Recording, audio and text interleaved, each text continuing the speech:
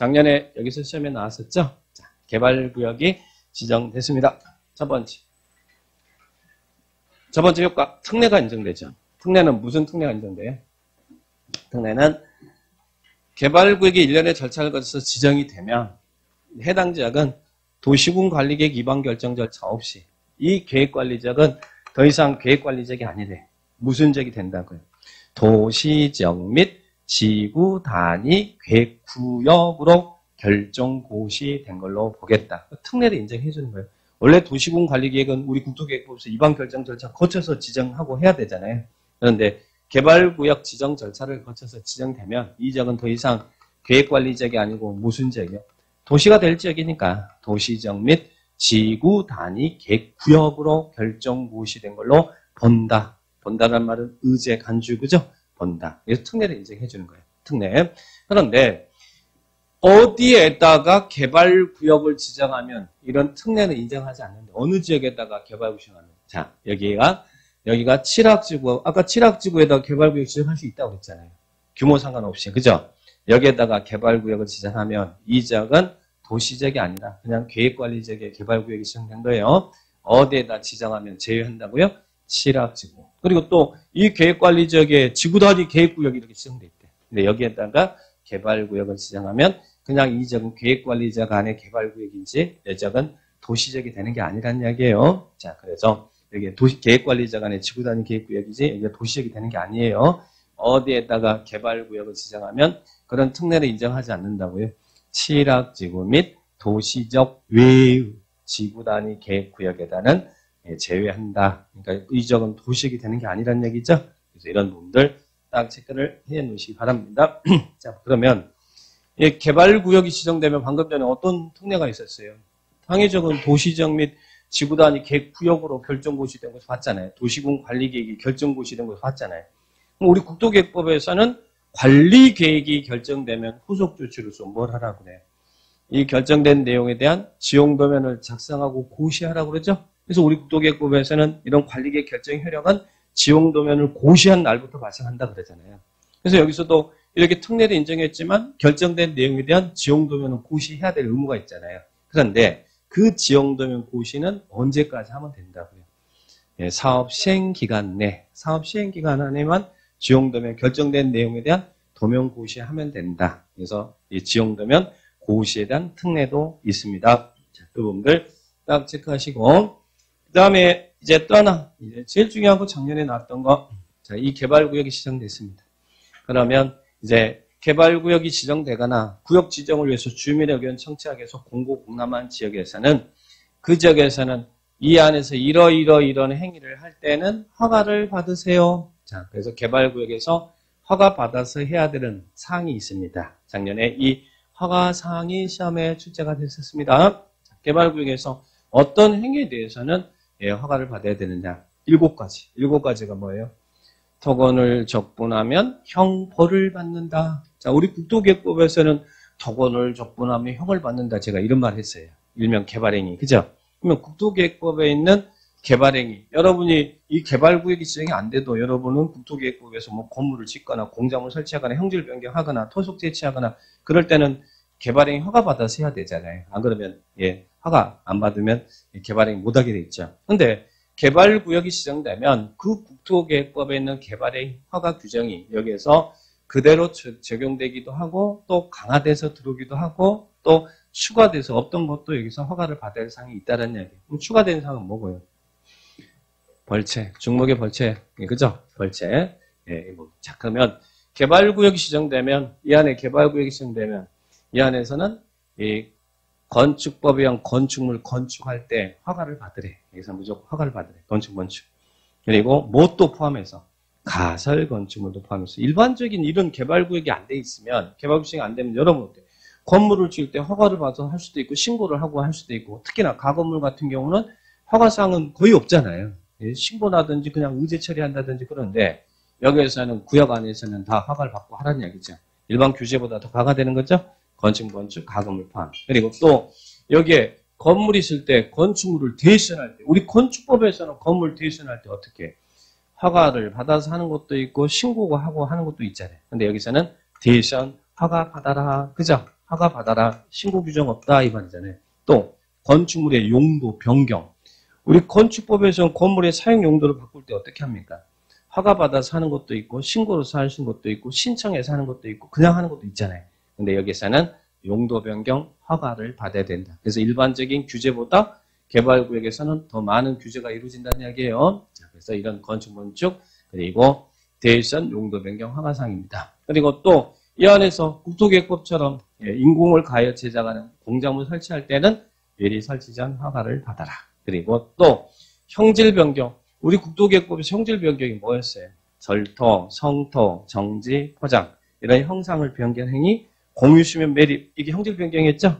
그 안에서 여기서도 그런 절토, 성토, 정지, 포장 등의 형상을 변경 행위나 공유수면을 매립한 행위는 허가를 받아라. 그래서 나오고 그다음 국토계획법에는 규정이 그대로 이렇게 적용되게 됩니다. 그 다음에 토속 채취. 토속 채취가 뭐였어요? 흙모래, 자갈바위 등을 채취하는 거죠? 여러분 여기서도 흙모래, 자갈바위 토속 채취할 때는 허가를 받아서 하라는 이야기예요. 허가를 받아서 국토계획법에는 그 규정 그대로 적용됩니다. 그 다음에 토지 분할. 분할입니다. 우리 국토계획법에서는 여러분이 어디서 분할할 때 분할전 허가를 받아요? 어느 지역에서 분할할 때? 국토계획법에서 우리 개발행위 규율 파트에서 뭐 분할할 때는 어디서 분할할 때는 분할 전에 미리 허가를 받아야 됩니다. 이거 배웠잖아요. 어디서 분할할 때? 기획부동산 땅 쪼개기 맞게. 어디? 녹지지역이나 관리지역이나 농림지역이나 자연환경 보전지역에서 분할할 때는 분할 전 허가를 받아야 되죠? 또 뭐였어요? 건축법에 있는 분할 제한 면적 미만으로 분할될 때는 분할 행위 하기 전에 허가 받아야 되죠? 또 너비 몇 미터 이하로 분할, 5미터 이하로 분할은 허가 받아야 되죠? 국토계획법에서 그럴 때 허가 미리 받아라고 하잖아요. 그런데 개발구역에서는 그런 거 따지지 말고 이 안에서 분할을 할 때는 무조건 다 허가를 받아라. 그래서 일반적 기준보다 더 강하잖아요. 토지 분할 행위를 할 때는 허가를 받아라. 그러나 분할은 허가사항이지만 합병은 허가 대상이 아닙니다. 합치는 것은 작년에 합병의 문제의 답이었죠. 예, 합병은 허가 대상이 아니에요. 분할은 허가를 받아야 되지만 합병은 허가 대상이 아니다. 자, 해보시고 그 다음에 물건을 쌓아두는 행위를 뭐라고 해요? 적치. 우리 국토계획법에서는 여러분이 어느 지역에서 물건을 쌓아둘 때는 쌓아두기 전에 1개월 이상 쌓아둘 때는 쌓아두기 전에 허가를 받아야 돼. 국토계획법에서 항상 용도지역으로 생각하셔야 돼. 어느 지역에서 여러분이 1개월 이상 쌓아둘 때는 허가를 받아야 돼. 녹지지역이나 관리지역이나 자연환경 보전지역에서 1개월 이상 쌓아둘 때 제가 쓰레기 산 이야기 했잖아요. 1개월 이상 쌓아둘 때는 허가를 받죠. 근데 여기서는 그런 지역 상관없이 개발구역에서는 1개월 이상 쌓아둘 때는 미리 허가를 받아야 된다. 그 이유는 이전비 보상 문제 때문에 그래요. 1개월 이상 쌓아둘 때는 허가를 받아라. 이렇게 정리합니다. 그러면 여기 6번까지는 우리 국토계획법에 있던 개발행위 규정이 여기서 그대로 적용되기도 하고 또 좀 강화되게 해서 들어오기도 했어요. 그런데 국토계획법이 없는데 이 개발법에만 있는 게 있잖아요. 중목의 벌채, 식재, 나무 베고 심는 것. 우리 최근 이 도시개발 예정지역에 무슨 LH 직원이 거기에 땅 매입해가지고 비싼 나무 심고 그랬잖아요. 그죠? 왜 그래요? 왜 여기다가 비싼 나무 심어? 보상 많이 받으려고? 네. 왜 그렇게 살아요? 네? 몰라요? 자, 그래서 이런 나무 베고 심는 거, 주목이 뭐죠? 식재 허가를 받으래요. 미리 허가를 받으래요. 자, 그래서 7가지. 그래서 토건을 접근하면 형벌을 받는다. 이렇게 정리합니다. 그래서 시험에 작년에는 이 허가사항이 나왔어요. 그런데 여기에서 나올 수 있는 유형은 작년에 좀 쉽게 나왔죠. 그러면 이 개발구역 안에서 이 7가지는 허가사항이잖아요. 원래는. 그런데 개발구역 안에서도 허가 없이 허용되는 사항도 있을까요? 예, 그러면 나올 수 있는 유형은 이제 가장 일반적인 유형은 허가사항이냐 허가 없이 할 수 있는 사항이냐 이거 물어보는 게 일반적인 유형일 거 아니에요. 그러면 개발구역에서 어떤 행위에 대해서는 허가 안 받아도 돼요. 첫 번째 뭡니까? 응급한 경우 재해복구 재난 이 안에 재해복구 재난 수연 응급조치는 허가 안 받고 할 수 있죠. 응급한 경우 허가 없이 가능하다. 그 다음에 또 7가지 토건을 접근하면 형벌을 받는다는데 그 중에 경미한 행위 그 7가지 중에 경미한 행위는 허가 없이 할 수 있습니다. 그래서 이 경미한 사항이 방금 전에 허가사항 7가지였잖아요. 그죠? 근데 그 7가지 중에 5가지가 경미한 사항이 있습니다. 그 경미한 사항을 잘 체크를 하시는 거예요. 허가 없이 할 수 있는 거. 아까 허가사항 중에 2번이 뭐였어요? 공작물 설치였죠. 원래는 인공을 가해 제작하는 공작물 설치할 때는 허가를 받잖아요. 근데 개발구역 안에서 무슨 공작물 설치는 농림수산물로 생산에 이용되는 간이 공작물 설치. 여기에서 농림수산물로 생산에 이용되는 간이 공작물, 비닐하우스 뭐 이런 것들은 허가 없이 할 수 있다. 농림수산물로 생산에 이용되는 간이 공작물은 허가 없이 할 수 있다. 그죠? 비닐하우스 설치 같은 것은 허가 없이 할 수 있어요. 그 다음에 또 허가사항 중에 아까 3번이 뭐였어요? 형질 변경이었죠. 이 안에서 절토, 성토, 정지, 포장 이런 형상 변경, 공유순 매립 허가 대상이잖아요. 그런데 어떤 형질 변경은 경작을 위한 형질 변경은 허가 없이 가능하다. 경작은 안 봐도 된대. 그 다음에 아까 4번이 허가사항 4번이 토속 채취였죠. 흙물의 자갈반을 채취하는 거 허가 대상이잖아요. 그런데 이 안에서 어떤 토속 채취는 허가 없이 가능해요. 개발 사업에 지장이 없고 경관 손상하지 않는 토속 채취는 허용해 주겠다. 그죠? 허용해야겠다. 그 다음에 6번이 뭐였어요? 허가사항 6번은 1개월 이상 쌓아둘 때는 미리 쌓아두기 전에 허가를 받아야 되죠? 이전비 보상 문제 발생하니까 아까. 그죠?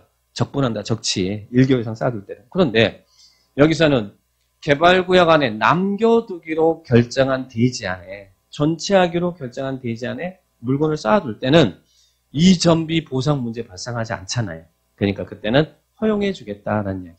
그리고 또 이제 요 5번째 요건 잘 보셔야죠. 우리 허가사항 중 7번째 아까 중목에 벌초식재 나무 베고 심는 거 허가사항이었잖아요. 그런데 무엇은 허가 없이 가능해요?